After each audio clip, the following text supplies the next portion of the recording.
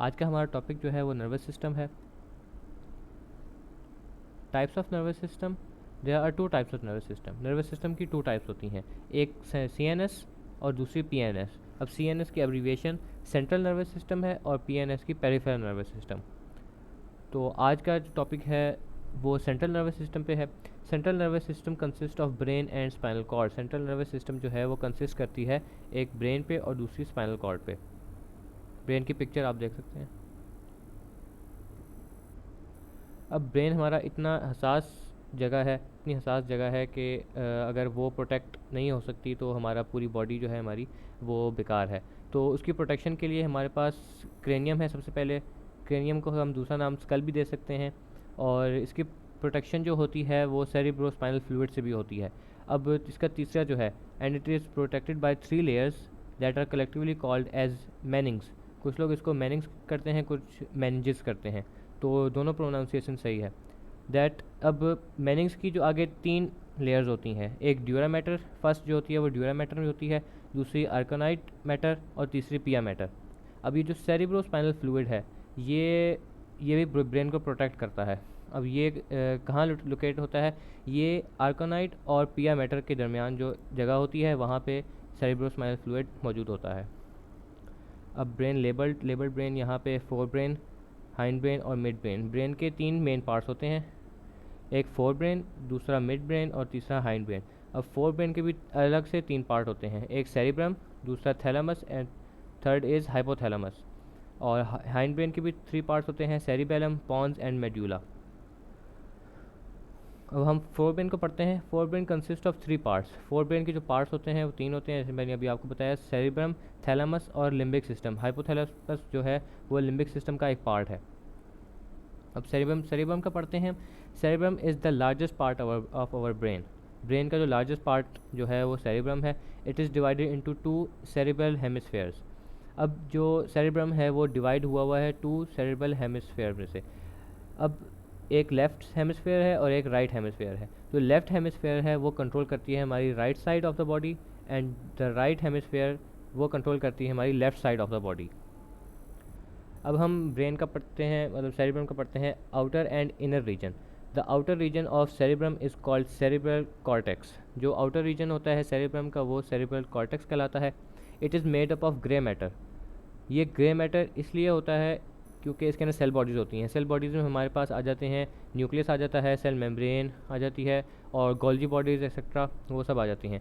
और the material beneath the cortex, जो cortex के अंदर जो मटेरियल होता है वो वाइट मैटर कहलाता है, कंटेनिंग माइलिनेटेड एक्सॉन्स। अब ये वाइट मैटर वाइट क्यों होता है? ये इसलिए वाइट होता है क्योंकि इसके अंदर एक्सॉन्स पाए जाते हैं जो कि माइलिनेटेड, जो भी लिखा हुआ है, माइलिनेटेड होते हैं। माइलिनेटेड शीट इनमें होती है, और माइलिनेटेड शीट जो होती है वो मेड अप ऑफ फैट, वो फैट से बनी होती है।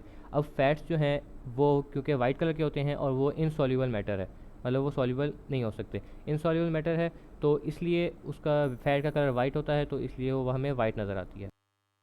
तो आगे हम चलते हैं। अब सेरिब्रम का जो मेन फंक्शन है उसका फंक्शन हम पढ़ते हैं। Function, it receive sensory information, process it and store some in memory for future use. अब जो सेरिब्रम का जो मेन काम है वो सेंसरी इंफॉर्मेशन, मतलब हमारे पास हमारे जो 5 सेंसेस हैं, ईयर, आई, टंग एक्सेट्रा जो भी है, वो सेंसरी इंफॉर्मेशन वहाँ से सेंसरी इंफॉर्मेशन लेके आता है, उसको प्रोसेस करता है और उसको स्टोर कर देता है इसे इन मेमोरी फॉर फ्यूचर यूज़, बाद में उसके स्टोर कर लेता है। It helps us in doing voluntary actions and is responsible for intelligence, thinking, decision making etcetera. अब सेरिब्रम का जो काम है वो एक तो सेंसरी इन्फॉर्मेशन लेता है, दूसरा वॉलंटरी एक्शन।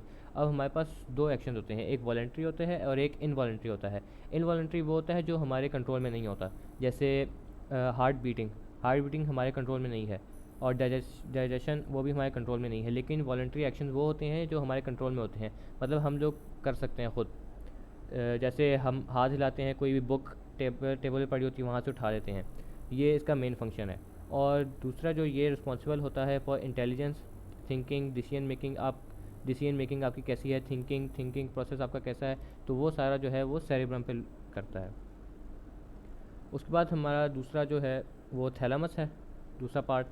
थैलेमस का फंक्शन जो ये है, it carries sensory information specially from eyes and ears and generally from skin and other internal organs to cerebrum.